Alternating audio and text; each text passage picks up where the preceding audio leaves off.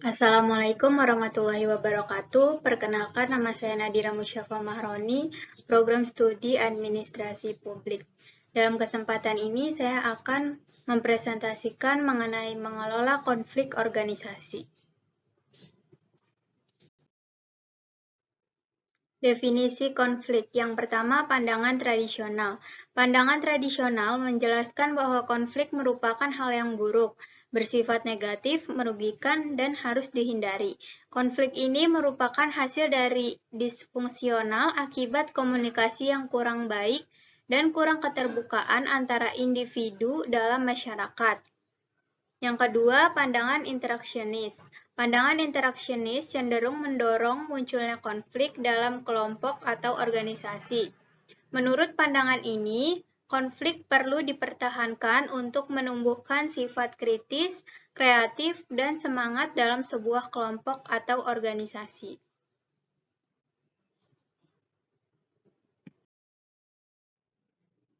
Sumber konflik organisasi. Yang pertama, perbedaan tujuan. Terkadang sering terjadi perbedaan antara individu maupun kelompok dalam menafsirkan tujuan organisasi menjadi tujuan bagian atau departemen, sehingga seolah-olah atau memang masing-masing bagian mempunyai tujuan yang berbeda-beda. Jika tidak dikoordinasikan dengan baik, maka akan menimbulkan konflik, baik antar individu maupun antar kelompok. Yang kedua, perbedaan dalam sikap dan perilaku. Perbedaan sikap berkaitan dengan bagaimana individu atau kelompok bertindak untuk mencapai tujuan yang telah ditetapkan. Perbedaan antara sikap dan berperilaku hati-hati atau terburu-buru akan menimbulkan konsekuensi yang berbeda dalam pencapaian suatu tujuan. Dan yang ketiga, saling ketergantungan dalam menjalankan pekerjaan. Dalam suatu organisasi adalah wajar apabila banyak yang saling terlibat. Hal ini dapat menjadikan saling ketergantungan antara satu pihak terhadap pihak lain. Kondisi seperti ini juga dapat menimbulkan konflik jika salah satu pihak tidak mampu menyelesaikan tugasnya tepat waktu.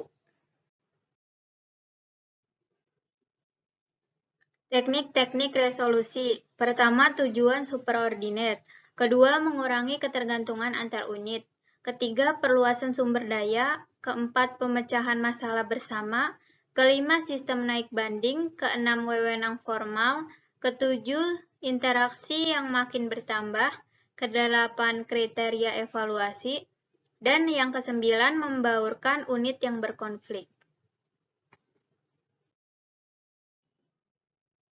Teknik-teknik stimulasi. Yang pertama, komunikasi.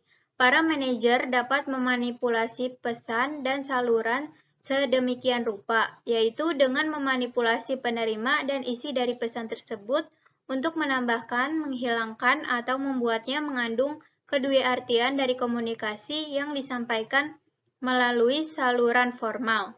Yang kedua, persaingan. Manajemen dapat merangsang konflik dengan menciptakan rangsangan yang bersaing di antara unit-unit, mengubah struktur dengan meningkatkan diferensiasi horizontal telah diusulkan sebagai suatu cara yang sangat baik untuk menciptakan konflik. Dan yang ketiga, keanekaragaman. Salah satu cara untuk membangun sebuah unit yang macet adalah dengan menambahkan seseorang atau beberapa orang yang latar belakangnya, pengalamannya, dan nilai-nilainya berbeda secara mencolok dari yang dipegang oleh para anggota pada saat ini dalam sebuah unit. Orang-orang yang heterogen ini akan melakukan pekerjaan mempertanyakan, menyerang, menyelidiki, dan menentang tiap pandangan yang homogen. Jadi, menciptakan atau memasukkan unit-unit yang heterogen akan menciptakan suatu keanekaragaman yang mendorong terjadinya konflik. Sekian presentasi dari saya, kurang lebihnya mohon maaf. Wassalamualaikum warahmatullahi wabarakatuh.